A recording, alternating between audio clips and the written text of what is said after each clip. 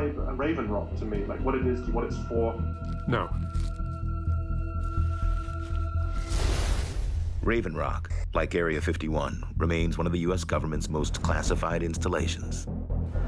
It's all part of a plan that was hatched 70 years ago.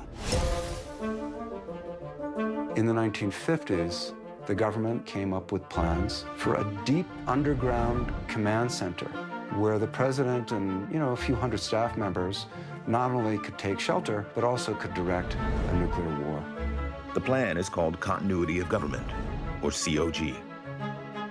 At any moment, we could see thousands of members of the government completely wiped out. But there's a secondary government, a shadow government that is ready to take over at a moment's notice.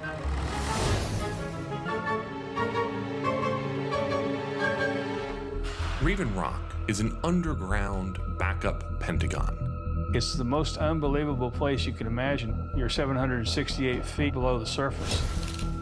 Don Campbell spent 3.5 years at Raven Rock as part of the president's communication team. He's never spoken on camera before about his time working in the secret bunker.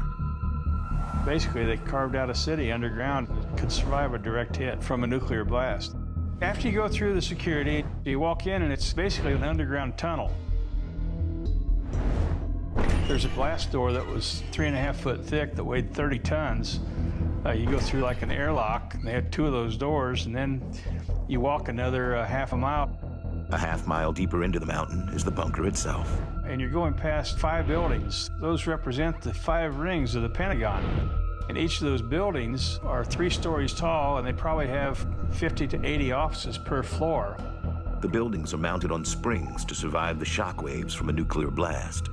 There's a common cafeteria capable of serving 3,000 people 3 meals a day for 30 days on lockdown. They had a barber shop in there with 1 chair. It's got massive reservoirs, generators, even a crematorium if needed, post office, medical facilities, and emergency command and communication links to the U.S. military all around the world. As part of the White House team, Campbell had access to the most restricted part of the bunker, the presidential suite. The presidential suite is a very secure area. The other people in the site, they had no access, and they were very, very curious as far as what was behind the door. The presidential bedroom was, of course, a king-size bed. Then there was a separate kitchen set up in our suite to feed 30 or 40 people. The presidential office overlooked the war room, which had the same display that was a duplicate of what they had in the Pentagon. We would look down, and of course, they'd look up, and they couldn't see through the glass because it was a one-way glass. To understand why these bunkers were created, you have to rewind to the 1950s. For some, it was America's golden age.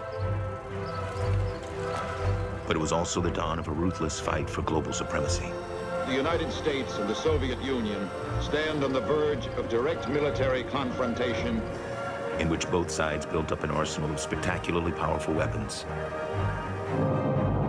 that meant the next World War would not last years, but minutes.